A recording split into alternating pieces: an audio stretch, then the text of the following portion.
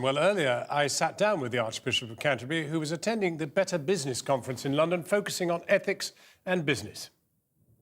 Archbishop, as we are gathered at a conference about ethics in business, I'm just wondering whether you felt a sense of sympathy for Sir John Major when he said he thought the energy companies should have a windfall tax applied to their profits. I think that's a party political question. I really don't go into party politics. Let me ask you in a more generalised sense then, where's the balance? Where is the ethical balance between profit and service? Clearly, we need to have an effective energy sector that provides reliable energy. Everybody has to buy energy, particularly in a country like this where it's cold in winter. You can't not buy energy. And therefore, the way that we structure it the market has to take account of the needs of the poor and the vulnerable who suffer disproportionately from sharp changes in financial flows, particularly for basic necessities, whether it's food or energy or whatever else it happens to be. There will be GDP figures tomorrow, and they will show that the economy is growing. There'll be a lot of people who will wonder whether that's true. Probably, and there will because be argument. There are people who don't feel it. Yes, that's absolutely right. Obviously, we all know when an economy is shrinking. When an economy is growing, there are always questions about how the benefits of that growth is distributed. But in a sense, for some, it is shrinking because the benefits and the rest of it, in an age of austerity, which perhaps enables growth, also affects them with shrinkage. Yes, but I don't think we need. It's very important we don't turn away from that and say, okay, therefore it doesn't matter whether the economy grows or not. We want growth.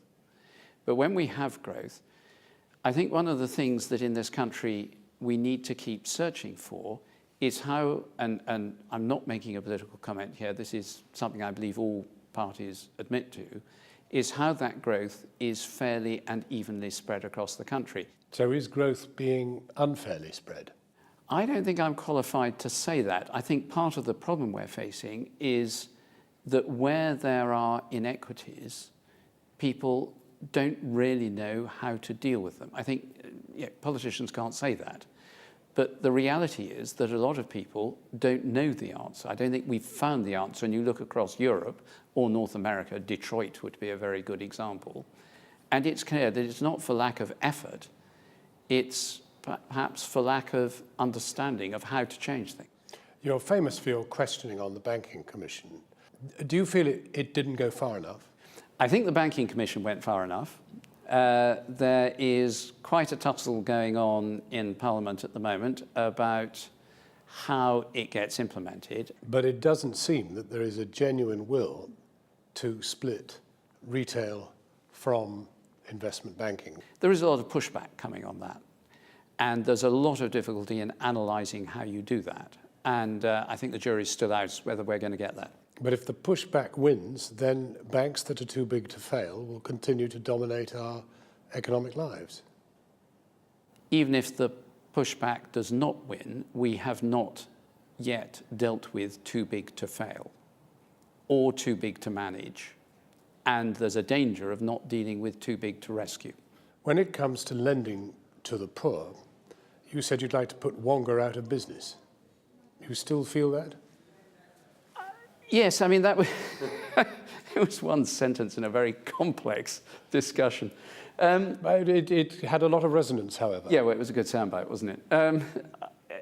What I'm trying to say there is that for small loans, for short periods, the market is not working as it ought to.